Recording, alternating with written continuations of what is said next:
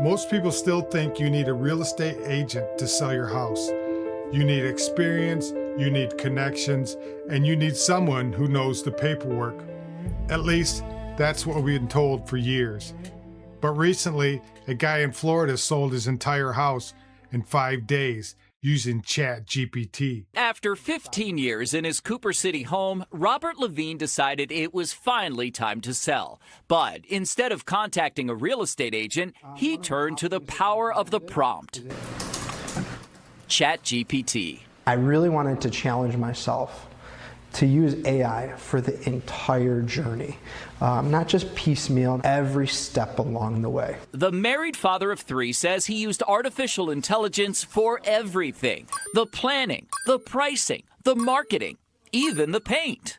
We repainted a couple of rooms in the house because ChatGPT said that's where you're going to get the biggest return on investment. The most important thing it did for us was build out a timeline. Here's when you need to start packing your house. ChatGPT helped Robert design the marketing materials like his open house handout and the online listing, then told him how to get his home listed on the MLS, the multiple listing service, scheduled his showings, and suggested the best day to list his home. We ended up listing on a Tuesday. Turned out to be terrific timing. And I think within the first 72 hours, we had 5 offers on the home already, which was tremendous. The Levines still held the open house scheduled for that following Saturday, but by Sunday morning, 5 days after listing their home, they had a signed contract.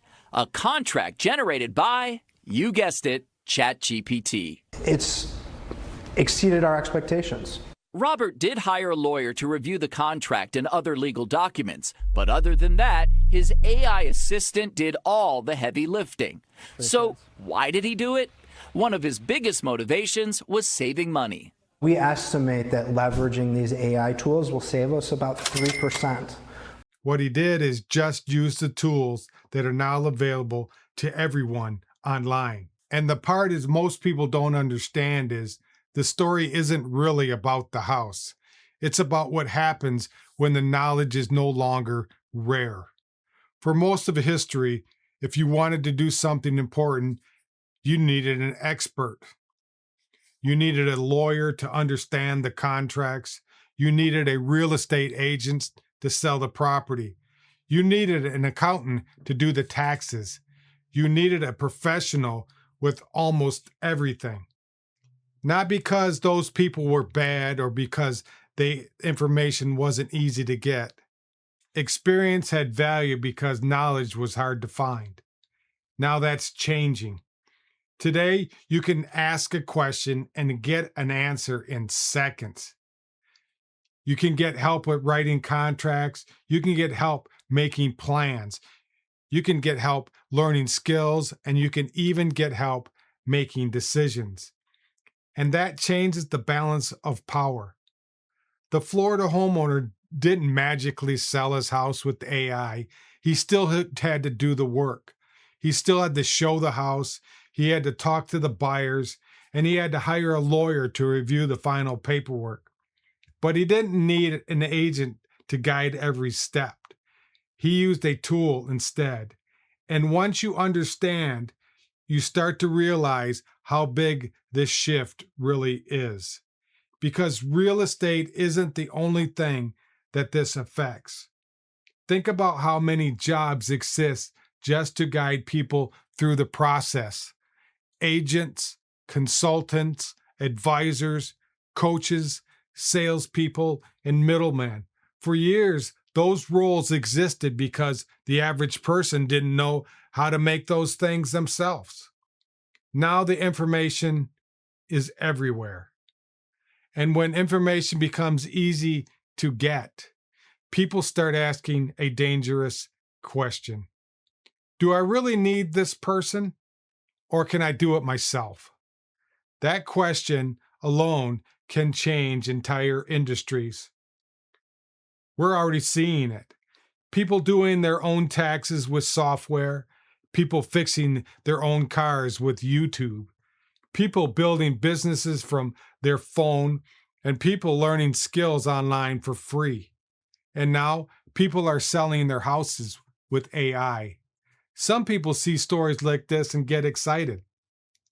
Others get nervous because when tools get better, the advantage of the experience gets smaller.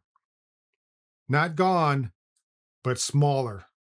The person who knows how to use these tools can sometimes beat the person who has been doing the same thing for years.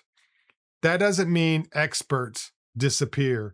It means the rules change. And when the rules change, the people who adapt win. There's also the psychology behind this. Most people don't try new things, not because they can't do them, but because they assume they can't. They think selling a house is too complicated. They think starting a business is too risky. And they think learning something new is going to be too hard. So they never try. They stay with that feel safe mode. They stay with what they've done for years. But every once in a while, someone decides to try it anyway. That's what this guy in Florida did. He didn't know anything. He didn't have experience. He didn't have a background in real estate. He just used the tools that are available to him, and he figured it out step by step. And that's becoming more common. Not because people got smarter, but because the tools got better. And moving into a time where knowing how to learn is more valuable than what you already know. The people who can adapt fast will have an advantage. And the people refuse to change will feel like the world is moving without them. You see it in the jobs, you see it in business, and you see it in technology. You see it in everyday life. Things that used to require years of experience can now be done with the right information.